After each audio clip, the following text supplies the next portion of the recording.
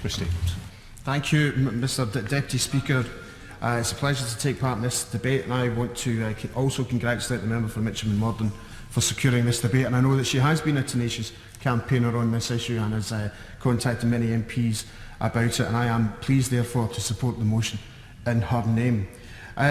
It's been an excellent debate. I do look forward on a future occasion to the member for Bishop Auckland telling us what the pay rates of the butlers and housekeepers are in Mr Morrison's castle.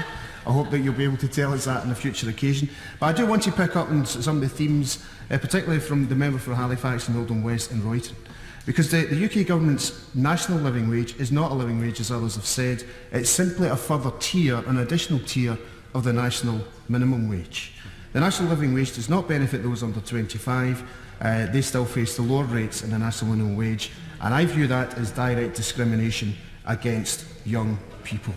Differential pay for young workers is not acceptable, and our long-term aspiration should be that the living wage becomes the norm across the board.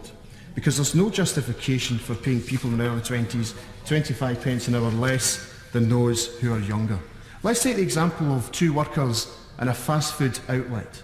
One is aged 17 years of age and the other is aged 37 years of age. If they're both flipping hamburgers in this fast food outlet, surely they should be getting paid the same, but they're not. One is being paid £4 an hour and the other is paid £7.20 an hour. And under how the government have done this living wage and adding it to the national minimum wage, someone who enters employment at 16 or 17 and stays with that employer, it will take them 8 or 9 years in order to qualify for the highest minimum wage rate. No other employer in the UK, Mr Deputy Speaker, would keep a worker on a grade for that length of time before they hit the top of their pay scale.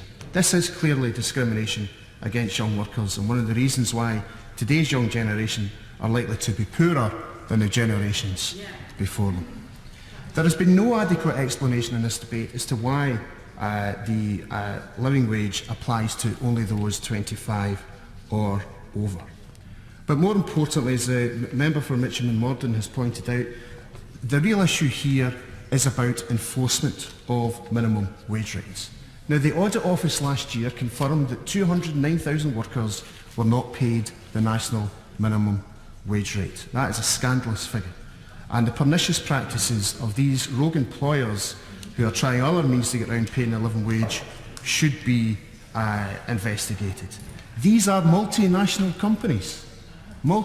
companies who should be paying their tax and are not paying their tax, and that should be addressed as well.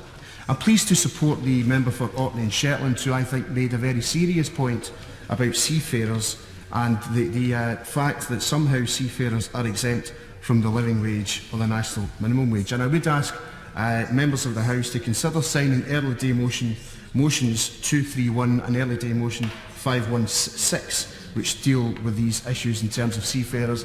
Indeed, the information I have from the RNT is that seafarers are paid less than £2 an hour, which I think puts in stark contrast this issue. The national living wage rate, as others have said, relates to average earnings and not living costs, and therefore it cannot be a living wage.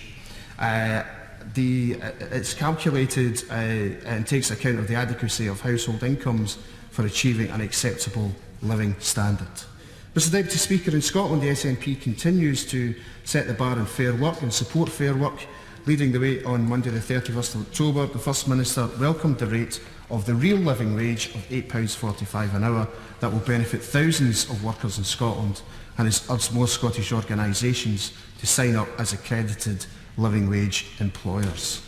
As Peter Kelly, the Director of the Poverty Alliance, said on Monday, today's announcement of the new increased living wage rates of £8.45 brings a welcome pay rise to thousands of workers across Scotland. There are 430,000 people in Scotland still earn less than the wage that they need to get by.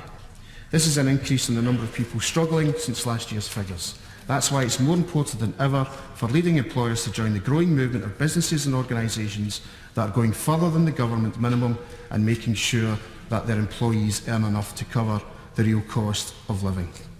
The Knowledge Exchange project carried out by the University of Strathclyde and the Living Wage Foundation has found that implementing the real living wage encourages businesses to re-evaluate their approaches to staffing and payment, leading to more effective and efficient working patterns. Implementing the real living wage encourages businesses to re-evaluate their business models. It increases skills development, increases staff performance and job satisfaction, and it increases staff retention.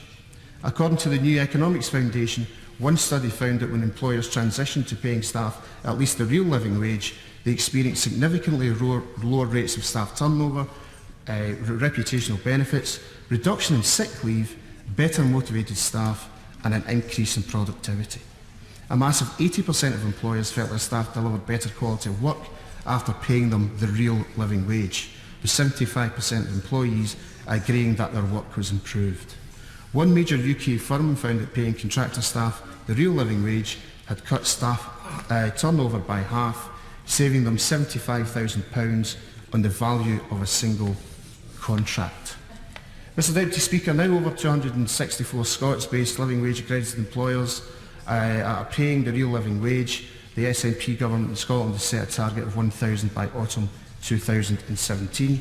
And I just want to add at the end to thank those living wage employers in Glasgow South West, including housing associations, Money Matters, Why People, Lifelink and Agripra, a local printing company. Thank you very much.